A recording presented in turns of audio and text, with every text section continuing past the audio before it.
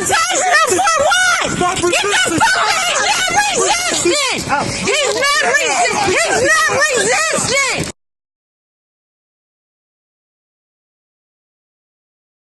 Numbers are staggering. They really are. You've seen that this gap has just widened year after year. Starting in 2009, richest 1% owned about 44% of the global wealth. By 2016, they're now saying it will most likely exceed that 50% mark there. That's what Oxfam's saying. They say $92 billion was added to the world's richest collective fortunes last year. The top gainer, of course, Jack Ma, after Alibaba was listed in the New York Stock Exchange, raising $25 billion. Among the U.S. billionaires, Warren Buffett, Mark Zuckerberg, those big names, of course, being top gainers as well. But this rising inequality, Oxfam saying, really holding back the fight against global poverty.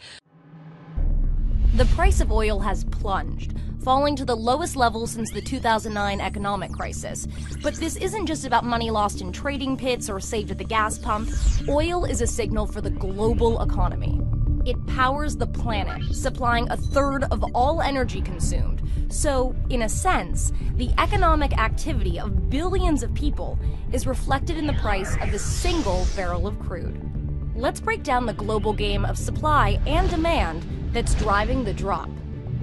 The world is producing more oil, especially in America. New technologies allow companies to extract oil from shale rock, boosting U.S. production nearly 90% since 2008.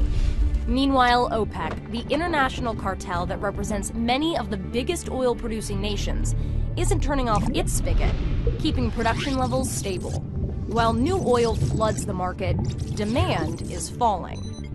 Economic stumbles in Europe and China have curbed the world's thirst, and oil consumption will grow by less than 1% this year.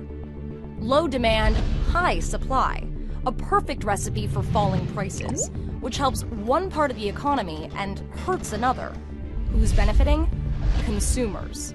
The Energy Department expects prices to average $2.60 a gallon next year, the lowest in 5 years. That gives U.S. consumers an extra $60 billion to spend. Getting hurt? The American energy industry. U.S. production costs are high, and if companies scale back, that could threaten jobs, especially in states like North Dakota, Pennsylvania, and Texas. Local jobs, international demand, American production, and Chinese consumption. All that activity is summed up in a drop of oil. So watch out when oil drops.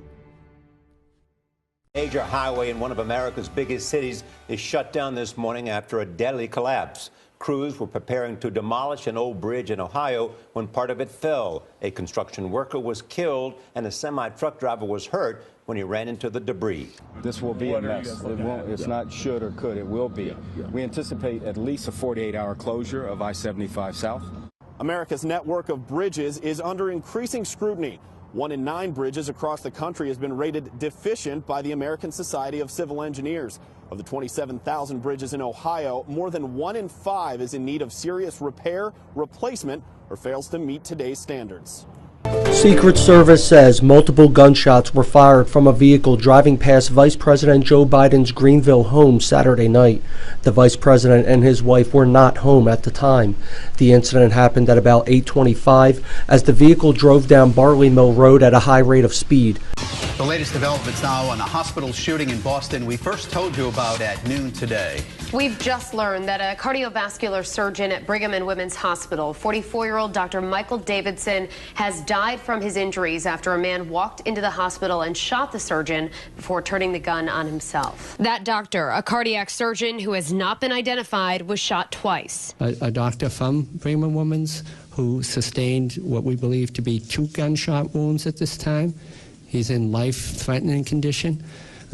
His colleagues got him as quickly as possible over to the emergency room. Police say they later found Passeri in a hospital examination room, dead of what's believed to be a self-inflicted gunshot wound.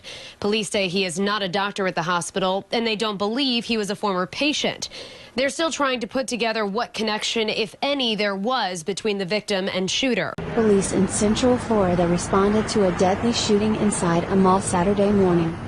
Melbourne police said one person was killed and 2 others injured in the shooting near the food court inside the Melbourne Square Mall. Within half an hour, police tweeted again that the shooter is contained and that officers were clearing the mall store by storm.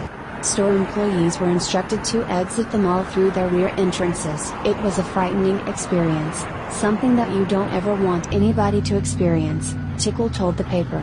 It was crazy. Hello and welcome to a special justice investigation. The fact is, Christians are vanishing before our very eyes in the cradle of Christianity, the Middle East. This genocide of Christians is the agenda of Muslim jihadists. The more power gained and the more land conquered by these Islamic terrorists, the greater the risk to those of us in the United States.